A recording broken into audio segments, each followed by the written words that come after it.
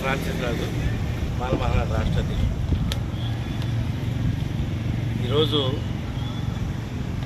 ఈ రాజధాని నగరంలో ఎంఎస్ఎంఈ లోన్లు తీసుకున్న బాధితులు వారి జీవితాలు బతకమా చనిపోమా అని ప్రభుత్వాన్ని ప్రశ్నించడానికి ఈరోజు ఇక్కడ కూర్చున్నాం.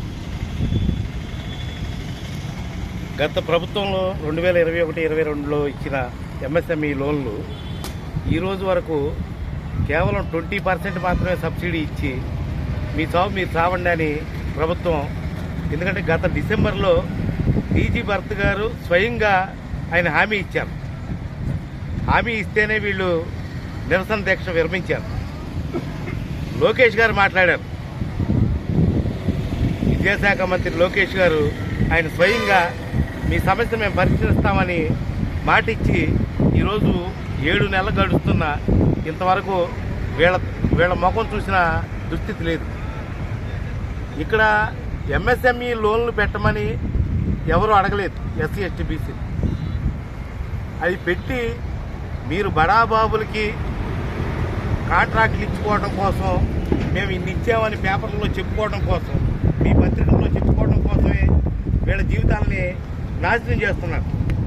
ఏ ప్రభుత్వం అయినా సరే, జగన్మోహన్ రెడ్డి ప్రభుత్వం అయినా, చంద్రబాబు ప్రభుత్వం అయినా, ఎంఎస్ఎంఈ లోన్లు ఇచ్చిన వారికి సబ్సిడీలు, వాళ్ళకి 40% సబ్సిడీ అనేది వాళ్ళ హక్కు. అది సబ్సిడీ రిలీజ్ చేయకుండా ఇన్ని సంవత్సరాలు అదే ఈ రాజధానిలో ఎవరికైనా కాంట్రాక్ట్ ఇస్తే అడుగు 3,000 రూపాయలకి చేయాల్సిన కాంట్రాక్ట్ని 20,000 రూపాయలకి ఇస్తుంది ఈ ప్రభుత్వం.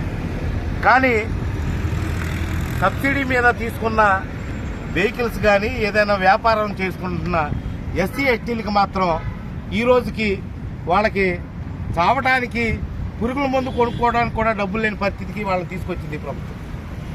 కాబట్టి ఖచ్చితంగా ఈ ప్రభుత్వం తక్షణమే టీజీ భరత్ కానీ, నారా లోకేష్ గారు కానీ ఈ సమస్యని పరిష్కరించాలి తక్షణమే. లేని పక్షంలో ఇది రాష్ట్ర వ్యాప్త ఉద్యమంగా రాజధానిలో వేల మందితో, లక్షల మందితో మీ కార్యాలయాలను ముట్టడించైనా సరే వీళ్ళని కాపాడుకుంటామని నేను తెలియజేస్తున్నాను.